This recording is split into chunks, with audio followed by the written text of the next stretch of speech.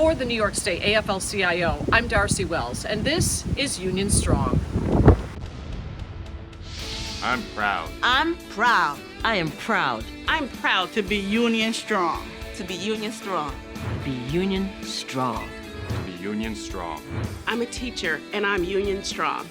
I wouldn't have it any other way.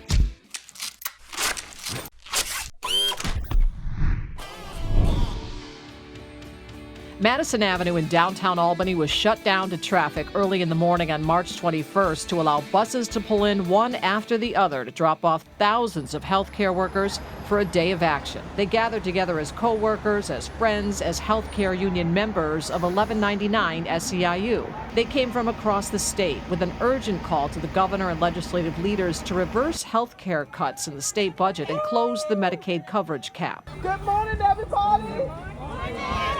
Okay, stop to the table, keep moving all the way down to the end. The caregivers cover all job titles in hospitals, nursing homes, pharmacies, clinics, research labs, universities, home care, and other healthcare settings.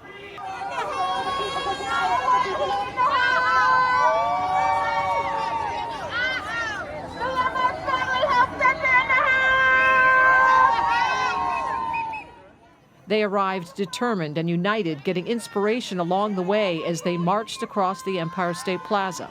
Go, Union, go, Union, go! Go, Union, go, Union, go! As they made their way to the state capitol, they were led in chants calling for fair pay and an end to health care cuts. Medicaid! No! When I say cut, you say stop! Cut! Stop! Cut! Stop!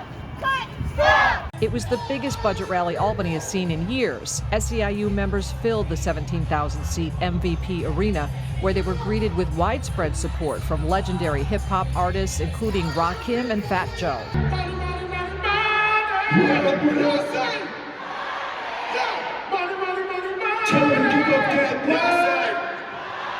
And so you need more money. And we stand with you. A lot more money, a lot. And we stand with you. And that's what we're doing up here. Saluting y'all for everything y'all done did for us. They heard from legislators, our own president of the New York State AFL-CIO, Mario Salento. 1199 is not alone in this fight. Your 2.5 million brothers and sisters and family members of the entire labor movement in this state are here with you. All of us. Public sector unions and private sector unions, building trades unions, Buffalo to Brooklyn to Long Island, everywhere in between. Your fight is our fight. Your fight for dignity is our fight. Your fight for respect is the labor movement's fight. Your fight for justice is the AFL-CIO's fight, and your fight for full funding for Medicaid, for our hospitals and our nursing homes and our safety net hospitals and all of our home care workers is everybody's fight, all of us together. They were fired up after having survived the pandemic and frustrated to be working in overflowing emergency rooms and understaffed hospitals. They've endured a lot, but have never lost their will to help others. But if I gotta get arrested to stand up for what's right, open the jail doors, that's where I go. Among the workers in the sea of purple and gold was Sheena Tanis, a registered nurse from Brookdale, a safety net hospital in Brooklyn, New York, who described what it was like working through the pandemic and the challenges they face moving forward.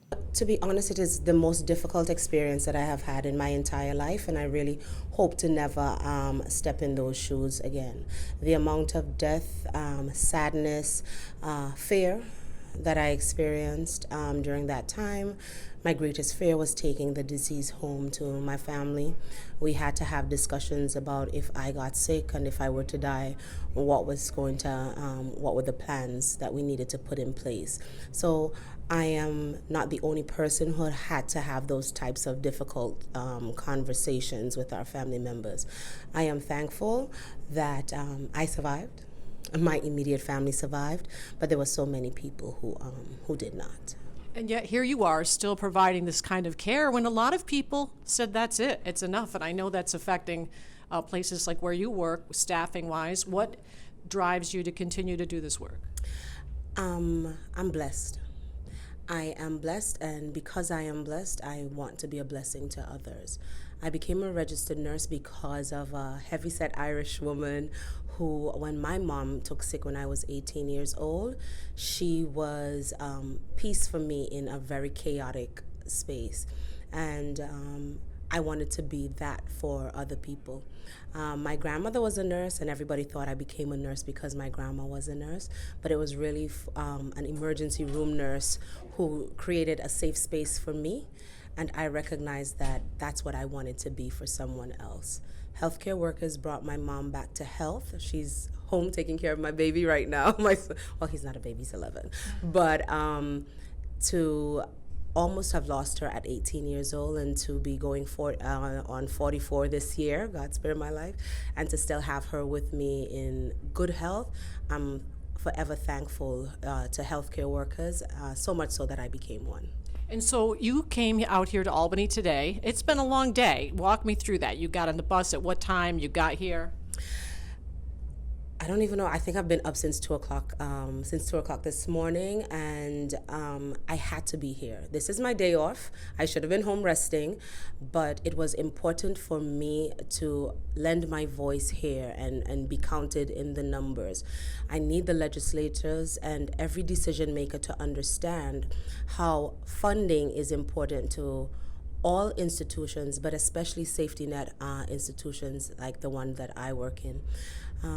We are, I would say, about 90% dependent on Medicaid because that is what our payer mix is. Our patients are underserved, and that's the type of health insurance that they have. And for every dollar, we get 76 cents. So what happens to that other 24 cents? It keeps creating a gap, and a larger gap, and an even larger gap, and at some point it will become insurmountable. We need funding, we need the support in order to have appropriate staffing, to have state-of-the-art equipment, to really render excellent care to the poorer communities that are sicker. It's a fact that without finances, you end up being sicker because you seek care later. You put off these things. You may not be able to afford medications and things of that nature. So by the time you're introduced into the healthcare system, you come to meet a nurse, and myself, I'm a critical care nurse. Sometimes I meet patients and their blood pressure is 220 something over 100 and something. And when you talk to them, they're not taking medications, or they're postponing getting care because of insurance issues. And that's our population. So there's no doubt you got the attention of the governor, who's here in Albany today, and legislative leaders. What is the message that you want to say to them? We really have to close the gap. I understand that budgeting is not easy, and not everyone may think the same way, but we have a social responsibility. We are connected, and if that is one thing that COVID taught us, there is when it comes to illness, there is no respect of title, there's no respect of color, there's no respect of illness does not care.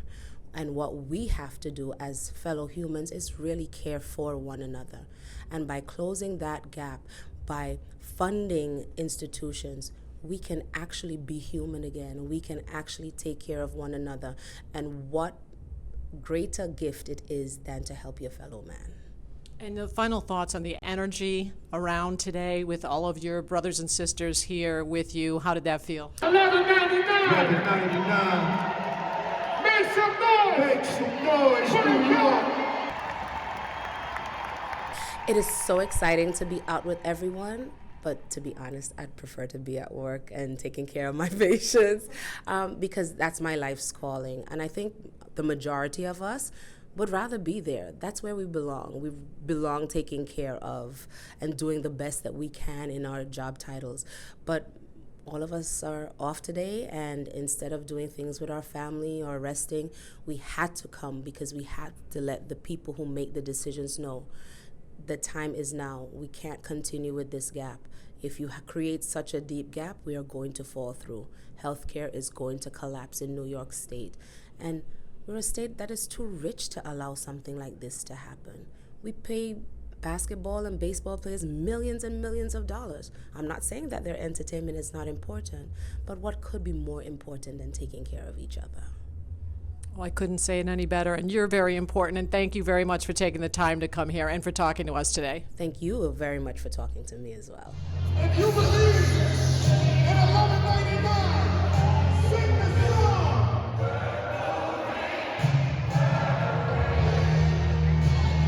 All y'all on the side right here. Everybody stand.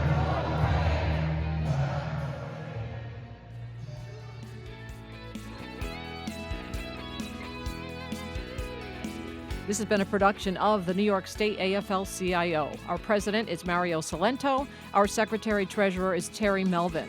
We're a federation of 3,000 unions representing 2.5 million union members, retirees, and their families, with one goal: to raise the standard of living and quality of life of all working people. We keep New York State unions strong by fighting for better wages, better benefits, and better working conditions. For more information on the labor movement in New York, visit nysaflcio.org. Until next time, stay union and stay strong.